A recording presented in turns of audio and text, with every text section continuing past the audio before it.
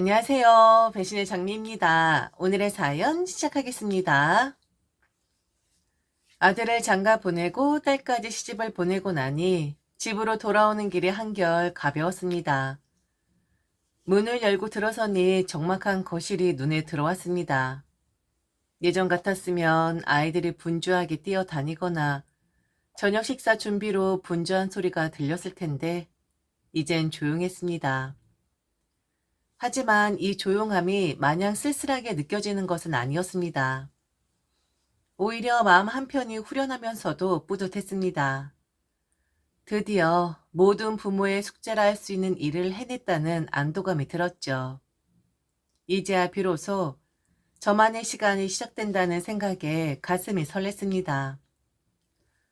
사실 지난 세월 동안 저를 위한 삶은 거의 없었습니다.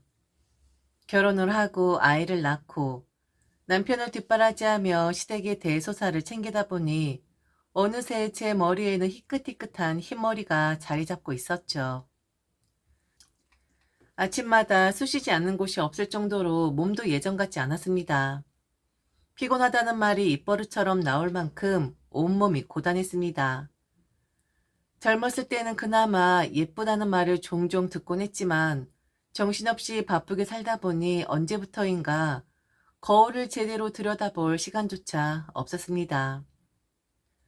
그저 하루하루를 버텨내는 것이 일상이었고 그러는 사이 세월은 제 얼굴 위에 깊은 흔적을 남겨놓았습니다. 그러던 중 딸이 시집을 가면서 뜻밖의 말을 건넸습니다. 오히려 제 손에 돈을 쥐어주며 신혼여행 가 있는 동안 피부 시술을 받으라고 한 것이었습니다.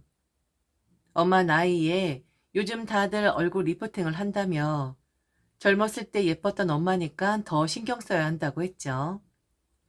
심지어 병원까지 직접 알아봐 주면서 꼭 그곳에 가라고 신신당부했습니다. 순간 거울을 다시 한번 들여다보았죠. 저도 모르는 새 깊어진 주름, 탄력을 잃어가는 피부, 그리고 생기 없이 지쳐 보이는 눈가가 낯설게 느껴졌습니다. 언제 이렇게 변한 걸까요? 하지만 그럴 만도 했습니다. 아이들 키우랴, 남편 뒷바라지 하랴, 시댁 행사 챙기랴. 제 얼굴에 신경 쓸 겨를이 어디 있었겠습니까? 그동안 저는 온전히 가족을 위해 살았고 정작 저 자신은 뒷전이었습니다. 그래서 이번만큼은 딸의 말을 따르기로 했죠. 오랜만에 저를 위한 시간을 가져보자고 결심했습니다. 그렇게 딸이 추천한 병원에 가서 얼굴을 팽팽하게 당겼습니다. 시술 후 거울을 보니 마치 예전의 저를 다시 만난 것 같았죠. 물론 젊은 시절 그대로 돌아갈 순 없겠지만 그래도 거울 속에서 저를 바라보는 얼굴이 한결 생기 있어 보였습니다. 마치 세월에 지친 제 자신에게 작은 선물을 주는 듯한 기분이 들었죠. 그래, 이제부턴 나를 위해 살아야지. 그렇게 다짐하며 집으로 돌아왔는데 참 인생이란 쉬운 일이 아닌 것 같습니다. 얼굴은 팽팽하게 만들어 놓았는데 제 속은 부글부글 끓어오를 일이 벌어지고 말았거든요. 평온하게 흘러갈 줄 알았던 제 삶에 또다시 태풍이 몰아치기 시작했습니다. 그리고 그 태풍의 원인은 다름 아닌 제 남편이었습니다. 역시 남의 편은 영원히 남의 편인가 봅니다. 딸이 신혼여행을 다녀온 뒤 집에 들렀을 때 제 얼굴을 보자마자 환하게 웃으며 장난스럽게 말했습니다. 어머, 미정씨, 친구 아니야? 엄마가 아니라 친구 보는 줄 알았네. 딸의 너스레 사위까지 맞장구 치며 웃었고 저도 덩달아 기분이 좋아졌습니다. 오랜만에 사위와 딸과 함께 도란도란 이야기를 나누며 즐거운 시간을 보냈죠. 딸은 신혼여행에서 있었던 재미난 일들을 얘기했고 사위는 그런 딸을 흐뭇하게 바라보며 말을 보탰습니다. 그런 모습을 보니 괜스레 뿌듯하면서도 행복했습니다. 그래, 이렇게만 살면 얼마나 좋을까. 그 순간만큼은 모든 걱정을 내려놓고 정말 평온한 기분이었습니다. 하지만 이 행복이 오래가지 않을 거라는 걸 저는 알지 못했습니다. 다음 날 집안에서 이상한 소리가 들려왔습니다. 쓱싹 쓱싹. 방에서 뭔가를 정리하는 소리가 들리길래 무슨 일인가 싶어 가보니 남편이 딸의 방을 치우고 있었습니다. 커튼을 걷어 올리고 옷장을 열어 정리하며 분주하게 움직이고 있었죠. 아니, 당신 지금 뭐 하는 거야? 어? 딸도 나갔잖아. 이제 방 필요 없지 않아? 아들 방이랑 합칠 거야. 아니, 애들이 가끔씩 집에 오면 자기 방에서 자기도 하고 필요한 물건도 꺼내가잖아. 왜 갑자기 방을 없애는 건데? 이제 애들 다 떠났으니까 이 방 그냥 비워둘 필요 없잖아. 방이 아까워서 그러지. 그래서 이 방을 없애고 뭐 하려고? 누나 데리고 올 거야. 뭐? 형님을? 그래, 당신 형님. 그게 갑자기 무슨 말이야? 왜 형님을 모시고 오는데? 왜긴 왜야. 애들도 다 나갔잖아. 이제 우리 둘이 살기엔 집도 크고 허전하잖아. 그러니까 누나 데리고 오려고. 아니, 당신. 남편이 황당한 말에 어이가 없어 말문이 막혔습니다. 그런데 남편은 제 반응이 이상하다는 듯 오히려 흥분한 채 말을 쏟아내기 시작했습니다. 지금 누나 상황 몰라? 그 개놈의 새끼가 더 이상 누나를 보지 않겠다고 했대. 여자한테 미쳐가지고는 누나를 무시하고 홀대를 하고 있다고. 누나가 이혼하고 그놈 키우느라 얼마나 고생했는지 알지? 그런데도 그놈이 지 엄마 소중한 줄도 모르고 지 옆편이한테 눈이 멀어서 누나랑 절연을 선언했대. 누나가 울고불고 하는데 내가 어떻게 가만히 보고만 있어? 내가 끝까지 책임져야지. 누나 데리고 올 거야. 같이 살 거라고. 남편은 이미 모든 결정을 내려버린 듯 했습니다. 저와 상의할 생각조차 없이 그저 누나를 위해 당연한 일이라는 태도였습니다. 아, 정말이지 어이가 없었습니다. 제가 이 남자와 살면서 가장 힘들었던 부분이 바로 신이와 남편 사이에서 겪는 갈등이었거든요. 남편은 자기 누나라면 하늘의 별이라도 따줄 사람이었습니다. 단순한 가족의 정도가 아니라 마치 부모 노릇이라도 하듯 형님을 챙겼습니다. 그저 챙기는 정도라면 이해라도 하겠지만 남편은 형님을 위해서라면 저와 아이들까지 뒷전으로 밀어두는 사람이었습니다. 그 시작은 형님이 이혼하면서부터였습니다. 그 전까지도 남편은 형님을 잘 챙긴다고 생각했지만 이혼한 이후에는 거의 둘째 아내처럼 떠받들었습니다. 형님이 남편과 이혼하고 형님 아들을 혼자 키우기 시작하면서 남편은 완전히 형님의 든든한 버팀목이 되겠다고 결심한 듯 했습니다. 처음엔 형님이 많이 힘들어하니까 저도 이해하려고 노력했습니다. 형님이 갑자기 한부모 가정이 되고 경제적으로도 어려움을 겪으니 도와줄 수는 있다고 생각했으니까요. 하지만 그 도움이 어디까지 이어질 줄은 몰랐습니다. 처음엔 경제적인 지원이었습니다. 남편은 형님이 힘들어 보이면 바로 돈을 보내주었고 형님이 부탁하지 않아도 생활비를 챙겨주었습니다. 저는 남편에게 몇 번이나 얘기했죠. 당신, 우리가 형님을 도와줄 순 있지만 이건 아니지 않아? 우리도 애 키우고 살아야 하는데 이러다 당신 월급 다 형님한테 가는 거 아니야? 누난 힘든 사람이야. 내가 좀 더 노력하면 돼. 나는 지금 두 집 살림하는 거나 다름없다고. 그 정도까지는 애써 이해하려고 했습니다. 그런데 문제는 돈뿐만이 아니었습니다. 신우이가 아들을 키우면서 우리 아이와 형님 아들의 생일이 같다는 이유로 매년 우리 집에서는 형님 아들의 생일을 더 챙겼습니다. 처음엔 그냥 같이 축하해주는 정도였는데 어느 순간부터 남편은 형님 아들의 생일을 더 챙기기 시작했습니다.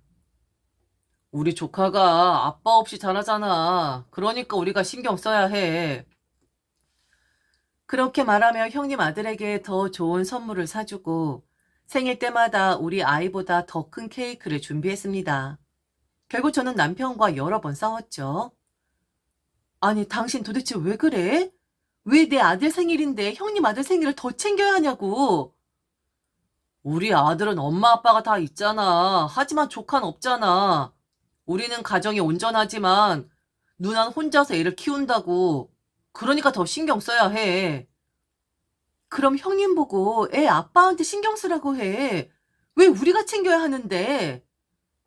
당신은 가족이 뭔지도 몰라? 누난 나한테 부모나 다름없어. 당신이 이해 좀 하면 안 돼? 그렇게 매년 생일이 다가오면 저는 기분이 나빴고 남편과 언성을 높이며 다투었습니다. 하지만 결국 남편은 자기 뜻을 굽히지 않았고 저는 포기해 버렸습니다. 싸워봐야 소용이 없다는 걸 알았거든요. 형님이 갑자기 집에 찾아와 돈을 빌려 가거나 자기 집을 대신 청소해 달라고 하면 남편은 한치의 망설임도 없이 도와주었습니다. 남편이 하는 말은 늘 똑같았죠.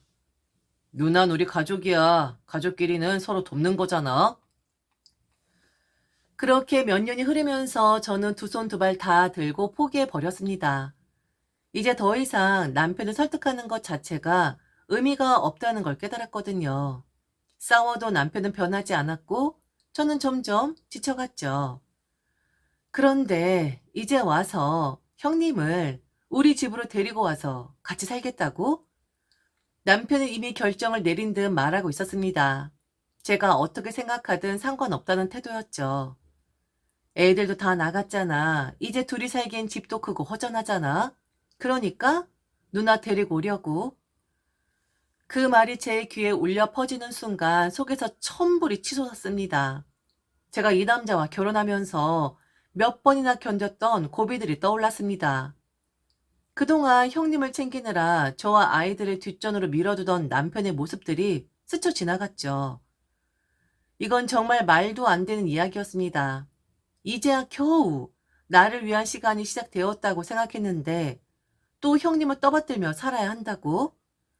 남편의 말이 끝나기가 무섭게 저는 속에서 울컥 치밀어 오르는 감정을 억누르며 생각했습니다. 이건 너무 가혹한 것 아닌가? 지금껏 저는 시부모님도 모시고 살지 않았습니다. 결혼 후 남편과 단둘이 꾸려나가며 오롯이 우리 가족을 위해 살아왔습니다. 이제야 겨우 아이들을 다 출가시키고 저만의 시간을 가져보겠다고 다짐한 순간이었습니다. 그런데 이제 와서 남편은 저와 사이도 좋지 않은 시누이를 우리 집으로 데려오겠다고 말하고 있었습니다. 더군다나 그 시누이가 어떤 사람인데? 저는 시누이를 보며 늘 다짐했습니다.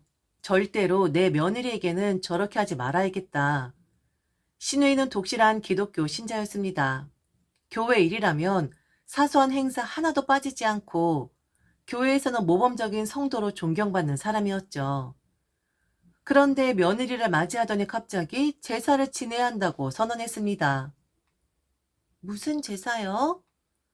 우리 부모님 절에 모셨잖아. 그러니까 이제부터라도 제사를 챙겨야지. 며느린 그 자리에서 얼어붙었죠. 남편이 불교 신자라서 시부모님을 절에 모셨는데 갑자기 왜 제사를 지내겠다고 하는 건지. 시누이 본인은 한 번도 제사를 지낸 적이 없었고 오히려 제사를 지내는 친척들을 향해 우상 숭배를 하며 노골적으로 반감을 드러낸 적도 많았습니다. 그런데 결혼한 아들이 며느리를 들이니 갑자기 태도를 바꿔 제사를 지내겠다고 공표한 것입니다. 며느리는 황당했을 겁니다. 시어머니가 기독교 신자인데 왜 갑자기 제사를?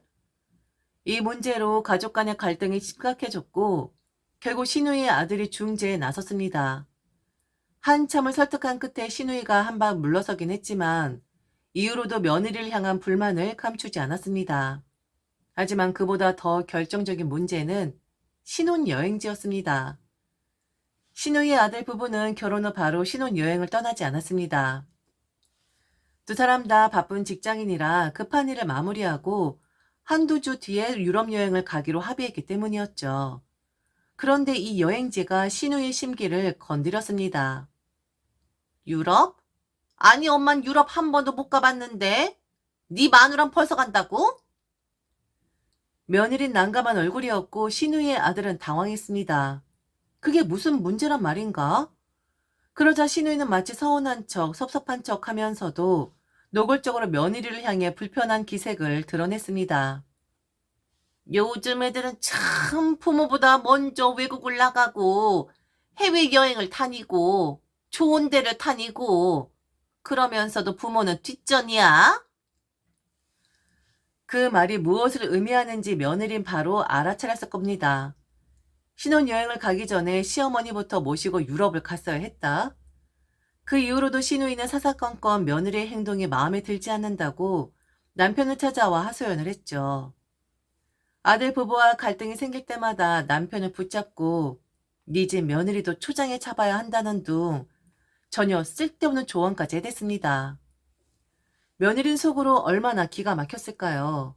시누이의 아들은 또 어떤 심정이었을까요? 결국 아들 부부는 참다 못해 절연을 선언했습니다.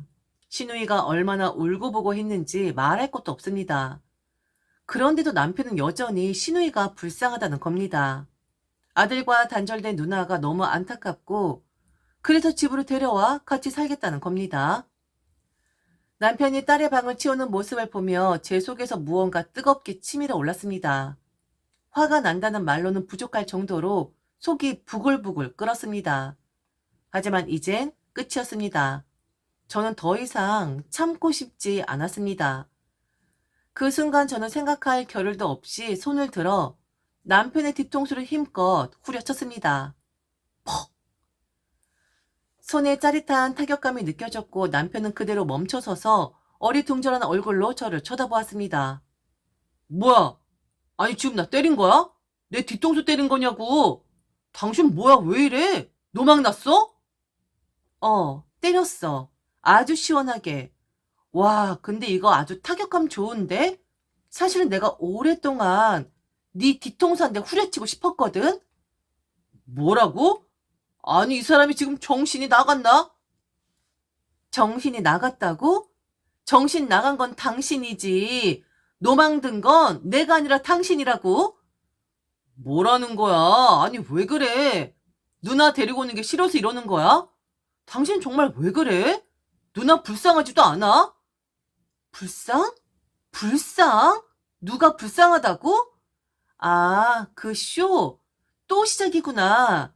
당신 누나 쇼하는 거 내가 결혼하고 지금까지 몇십 년을 봐왔는데 이제 또 우리 집에서 그 쇼를 관람하라고? 그게 아니라 이번엔 좀 다르다고. 당신이 너무 감정적으로 나오는 거야.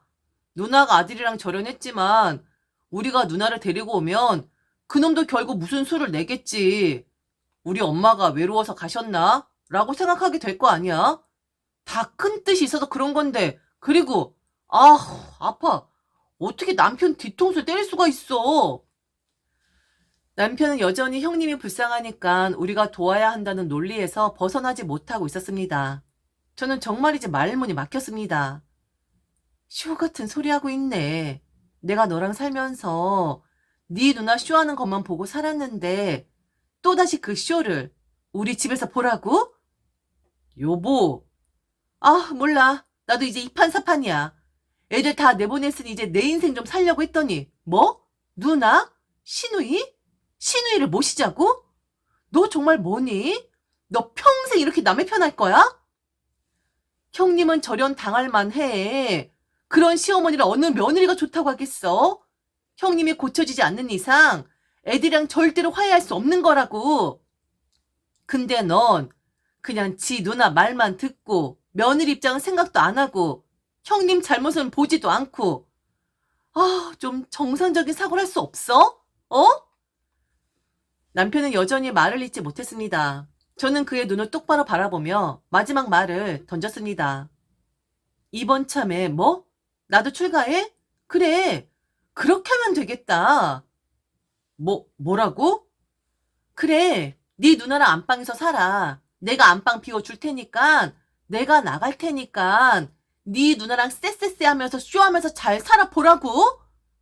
여보, 잠깐만. 저는 더 이상 듣고 있을 필요도 없었습니다. 짐을 싸서 그대로 집을 나섰죠. 제가 향한 곳은 호텔이었습니다. 아이들에게 전화가 오기 시작한 건 호텔에 도착한 지 얼마 지나지 않아서였습니다. 엄마, 어디야? 괜찮아? 딸의 다급한 목소리가 들려왔고 곧이어 아들에게서도 전화가 왔습니다. 저는 이미 호텔 비용을 지불했으니 하루는 여기서 지낼 거라고 안심시키며 덤덤하게 말했습니다. 걱정하지 마라. 엄마 괜찮아. 오늘 하루만 여기서 쉬고 내일 들어갈 거야. 아무리 화가 났다고 해도 아이들에게 걱정을 끼치고 싶진 않았습니다. 하지만 그럼에도 불구하고 아이들은 밤새도록 저를 걱정했을 겁니다. 그렇게 호텔에서 하룻밤을 보낸 뒤 다음날 아침 저는 집으로 돌아갔습니다. 현관문을 열고 들어서자 거실에 아들과 딸이 나란히 앉아 있었습니다. 얼굴에는 걱정과 분노가 뒤섞여 있었고 분위기는 냉랭했습니다. 저는 순간 멈칫했습니다. 사위와 며느리가 함께 있지 않은 게 오히려 다행이라는 생각이 들 정도였습니다. 내가 이렇게까지 남편과 싸우고 집을 나간 걸 아이들이 알게 되다니. 아이들을 보자니 왠지 모르게 창피한 기분도 들었습니다. 하지만 그것보다 더 강한 감정은 분노와 서운함이었습니다. 남편이 도대체 무슨 생각으로 신우이를 우리 집에 들이겠다고 했는지 이제는 아이들 앞에서라도 그 이야기를 정리해야 했습니다. 제가 자리에 앉자 남편은 기다렸다는 듯이 한숨을 쉬며 말을 꺼냈습니다. 지금 고모가 얼마나 안 됐는지 아냐? 얼마나 불쌍한 줄 알아? 가족이 이렇게 어려울 때는 좀 도와줘야 하는 거 아니냐? 그런데 네 엄마는 아빠 뒤통수나 내려치고. 저는 지친 표정으로 남편을 바라보았습니다. 어제 그렇게까지 소리를 지르고 집을 나가 버렸는데도 여전히 본질을 이해하지 못한 채 같은 소리를 하고 있는 남편이 한심했습니다. 그때 갑자기 아들이 딸을 향해 묻더군요. 가지고 왔어? 뽑아온 거야? 꺼낼까? 꺼내 보여드려. 딸이 가방에서 조용히 꺼낸 건 다름 아닌 이혼 서류였습니다. 저는 순간 얼어붙었고 남편도 깜짝 놀란 얼굴로 서류를 바라보았습니다. 그러자 아들은 차분한 목소리로 말했습니다. 아버지, 고모 모시고 오고 싶으시면 여기에 도장 찍으세요. 뭐? 이놈아, 지금 부모한테 이혼하라는 거냐? 하지만 아들은 눈 하나 깜짝하지 않고 덤덤하게 말을 이어갔습니다. 제가 결혼해 보니까 알겠더라고요. 남편은 무조건 아내 편을 들어야 하는 것 같아요. 그런데 우리 엄마는 그런 남편을 못 얻은 것 같네요. 순간 거실에 무거운 침묵이 흘렀습니다. 남편은 여전히 황당하다는 얼굴이었고 딸도 말없이 서류를 들고 있었습니다. 아들은 여유롭게 팔짱을 끼고 남편을 바라보며 말을 이었습니다. 두 분이서 오래 사셨고 이제는 서로 살고 싶은 대로 살고 싶잖아요. 그러니까 이혼하시고 아버지는 고모랑 사세요. 엄만 뭐 저랑 살든지 동생이랑 살든지 아니면 혼자 살든지 다 엄마가 선택하시면 되죠. 야 이놈아, 너 지금 네 아버지 뭘로 보고? 아버지가 동생 노릇하고 싶으시면 이혼 도장 찍고 남편 노릇 내려놓으세요. 그리고 오롯이 동생 노릇만 하시면 됩니다. 아니면 도장 못 찍겠으면 이제라도 엄마 편 좀 들며 사세요. 아버지, 지금 엄마한테 버림받으면 정말 못 볼 걸 보면서 살게 되실 거예요. 남편은 아무 말도 하지 못한 채 자리에서 벌떡 일어나더니 그대로 밖으로 나가버렸습니다. 아이들도 저도 남편이 다시 들어올 때까지 아무 말도 하지 않았습니다. 그가 무슨 생각을 하고 있을지, 어떤 결정을 내릴지 굳이 더 얘기하지 않아도 모두가 알고 있었기 때문이었죠. 한참 동안 남편은 돌아오지 않았고 저는 그냥 멍하니 앉아 있었습니다. 그리고 시간이 한참 흐른 뒤 남편이 조용히 현관문을 열고 집으로 들어왔습니다. 저는 남편이 다시 무슨 소리를 할지 긴장하며 그를 바라보았죠. 그런데 남편은 예상과는 달리 아무 말도 하지 않고 부엌으로 향하더니 조용히 밥상을 차리기 시작했습니다. 그리고 마치 아무 일도 없었다는 듯 말했습니다. 밥 먹자. 그날 남편은 무언가를 깨달았을 겁니다. 이젠 내가 원하는 대로 모든 것이 흘러가지 않는구나. 주도권이 이제는 아들과 딸에게 넘어갔구나. 이젠 더 이상 독불 장군처럼 행동할 수 없겠구나. 그동안 남편은 늘 자기 방식대로, 자기 생각대로 모든 것을 결정하며 살아왔습니다. 신우이를 지나치게 챙기는 것도 제 의견을 무시하는 것도 본인은 당연하다고 생각하며 해왔던 행동들이었습니다. 하지만 이번만큼은 달랐죠. 이제껏 남편이 생각하는 가족이라는 틀 안에서 저는 늘 부차적인 존재였습니다. 남편에게 가족이란 자기 누나와 부모, 그리고 자신의 피부치들이었었지, 저라는 존재는 그저 가족을 위해 헌신해야 하는 아내일 뿐이었습니다. 하지만 아이들이 자라고 결혼하면서 남편은 처음으로 자기 생각이 틀렸다는 걸 깨닫게 된 것이겠죠. 그날 저녁 남편은 저녁을 먹고 한참 동안 아무 말이 없었습니다. 식탁에 앉아 수저를 내려놓고도 한숨만 쉬었고 뭔가를 곱씹는 듯한 표정을 짓고 있었죠. 그러더니 결국 남편은 체하고 말았습니다. 처음엔 가슴을 부여잡고 소화제를 찾더니 점점 얼굴이 창백해지며 땀을 뻘뻘 흘렸습니다. 당신 괜찮아? 제가 걱정스럽게 묻자 남편은 어색한 웃음을 지으며 괜찮다고 했지만 결국 저녁 늦게 응급실에 가야만 했습니다. 의사는 위장에 무리가 갔다며 링거를 맞고 안정을 취하라고 했습니다. 병실 침대에 누운 남편은 한참 동안 천장을 바라보며 아무 말 없이 링거를 맞고 있었죠. 그러다가 갑자기 머리에 손을 얹더니 잠시 뜸을 들이고는 그 손을 내리더니 조용히 제 손을 잡았습니다. 버리지 마라. 이제 네 편 들게.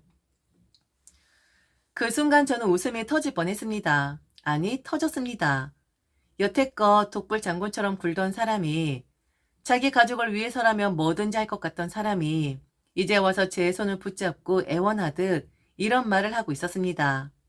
저는 피식 웃으며 남편을 바라보았죠. 어머, 우리 남편이 이제야 철이 드셨나 봐? 남편은 쑥스러운 듯 눈을 피하며 제 손을 놓지도 못하고 꼭 쥐고만 있었습니다. 그렇게 해서 일단락되긴 했습니다. 물론 남편이 하루아침에 완전히 변한 건 아닙니다. 하지만 확실히 전과는 달랐습니다. 이후로는 신우이 이야기를 꺼낼 때도 제 눈치를 보며 조심스러워졌고 무조건 신우이 편을 드는 대신 제 이야기를 먼저 들어보려고 노력하는 모습도 보였습니다. 그리고 저는 신우이를 완전히 내치는 대신 가끔씩 연락을 하며 조언 아닌 조언을 하기도 했습니다. 형님, 그래도 참아야 하지 않겠어요? 남편이 그토록 아끼는 누나였고 제 아이들의 고모이기도 했기에 무조건 적대적으로 나가고 싶진 않았습니다. 신우이가 변할지 모르겠지만 그래도 이제 저는 신우이 문제로 마음을 다치는 일이 없습니다.